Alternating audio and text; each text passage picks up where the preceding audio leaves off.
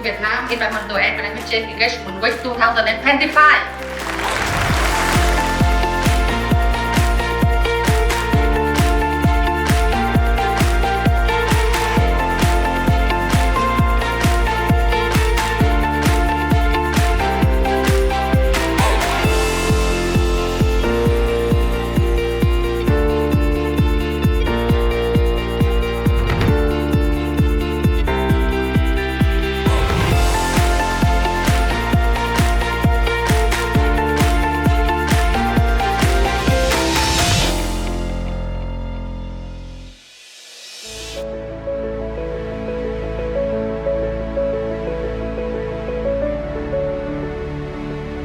I think that the think tank and or research institution it play important role to providing the evidence-based research for policymakers, because the policymakers do not have time and also do not have ability to conduct research. The think tank and research institution can carry out the research at a different level, not only new issue but also the existing issue as well as the policy implementation effective. The policymaker can have more information in order to make an effective decision. Policy have to be based on some evidence, should be come from many kind of dimension, maybe from the social evidence and also for the technical one. Like for technical, we have like some research about the forecasting, about some impacts of climate change, maybe the symptoms that climate change can cause to the environment, and also what that disaster can impact to the vulnerable people. And the most difficult thing, I think, that for the risk assessment, because now for the policy making, we try to reduce the vulnerability of people and try to enhance adapt capacity. The research institution should provide some information about the evidence that the vulnerable people, that how can we try to reduce their vulnerability, also enhance the adapt capacity.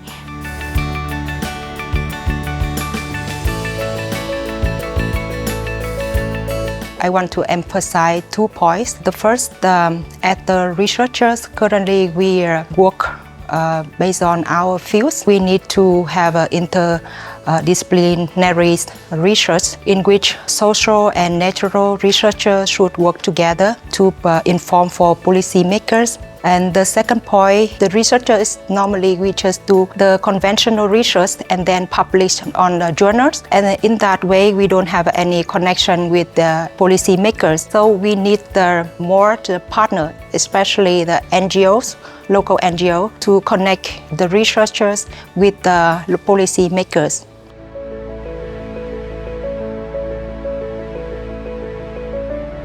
It's balancing between the local need and national policy target is very challenging task. So the national policy objective also need to be translated into the local action. So that come back to the first question about the role of the think tank and research institution to provide more evidence-based and as well as the local need to policymaker at national level and provincial level in order to develop or to create the action that reflect the local needs. Actually, the balancing between the different needs, that was very difficult. Like for the policy, we have to think about a sustainable development or something.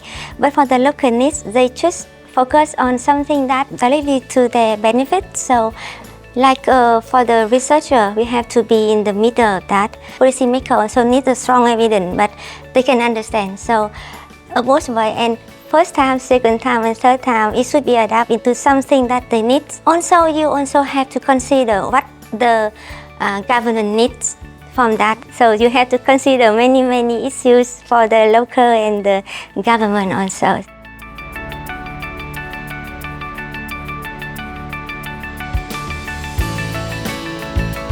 Năm về trước mà nói về biến đổi khí hậu tôi chả biết là làm gì.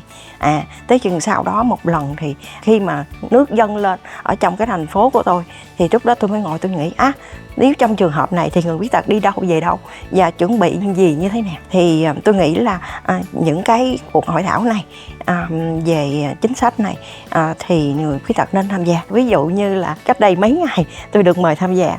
Khi mà biết tôi tham gia thì ban tổ chức nói thôi chị làm luôn cho một cái gọi là cái phiên hội thảo là 6 làm người điều phối. Tôi nói ok làm luôn. Nếu mà người khuyết tật tham gia mà họ có thể tự tin để điều phối với những người không khuyết tật, điều đó có nghĩa là họ đã chứng minh được cái năng lực của người khuyết tật.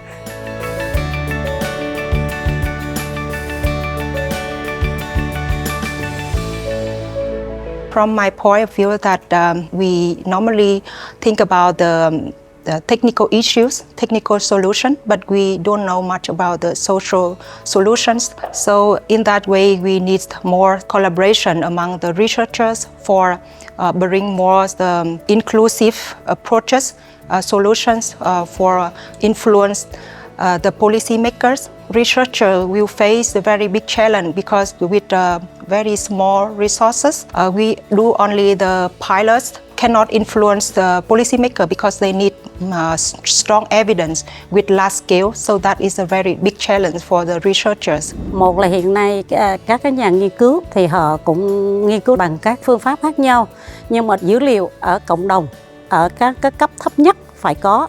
Thì hiện nay các nhà nghiên cứu chúng ta thì thường là thiếu. Và cái thứ hai nữa là cái vấn đề là cái kết nối các cái nghiên cứu đã có rồi thì làm sao chuyển tải ngay cho các cái nhà hoạch định chính sách thì dường như là vẫn còn tắc nghẽn đâu đó. Cũng có thể là cái nghiên cứu đó nó chưa kịp thời để ra được cái chính sách, hoặc cái chính sách đó nó lại ra sau thì nó quá muộn, thành thử là nó cũng không có phù hợp.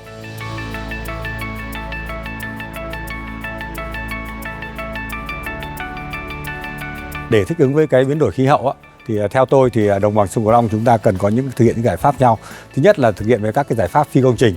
Thứ nhất là chúng ta cần phải tăng cường cái công tác dự báo cảnh báo. Tôi cho là một cái giải pháp rất là hiệu quả đem lại trong thời gian qua. Thứ hai thì chúng ta ở đồng bằng sông Cửu Long thì chúng ta phải căn cứ vào các cái kết quả cảnh báo dự báo cũng như là các nhà chuyên môn về sản xuất nông nghiệp thì chúng ta có thể điều chỉnh mùa vụ, cơ cấu cây trồng vật nuôi làm sao phù hợp với cái đặc điểm của nguồn nước của từng năm. Cái thứ ba thì chúng tôi cho rằng là chúng ta cần phải có những cái truyền thông các cấp chính quyền đến người dân để làm sao nắm được tất cả các cái tác hại, các cái tác động của biến đổi khí hậu đến người dân, cũng như là các cái thông tin về cảnh báo dự báo, cũng như các giải pháp, các kế hoạch của chính quyền ở địa phương, của các nhà khoa học, các chuyên gia đến cho người dân. Bên cạnh những cái giải pháp phi công trình như vậy thì chúng ta cũng vẫn phải có những cái giải pháp công trình để chúng ta chủ động trong cái kiểm soát nguồn nước, nhất là đối với đồng bằng sông Cửu Long. Trong những cái điều kiện như những năm gần đây thì chúng ta thấy là hạn mặn xảy ra thường xuyên. Như vậy thì việc xây dựng các cái hệ thống công trình thủy lợi để kiểm soát nguồn nước là rất là quan trọng.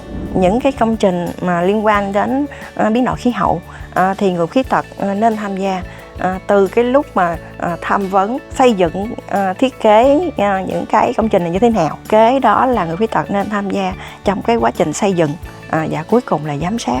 Bởi vì khi giám sát thì người khuyết tật có thể đảm bảo là họ có thể sử dụng công trình này hiệu quả, chứ không phải là khi xây dựng xong rồi người khuyết tật ngồi dòm và không cái nào mà tham dự được những cái công trình này thì như vậy đó là lãng phí của nhà nước.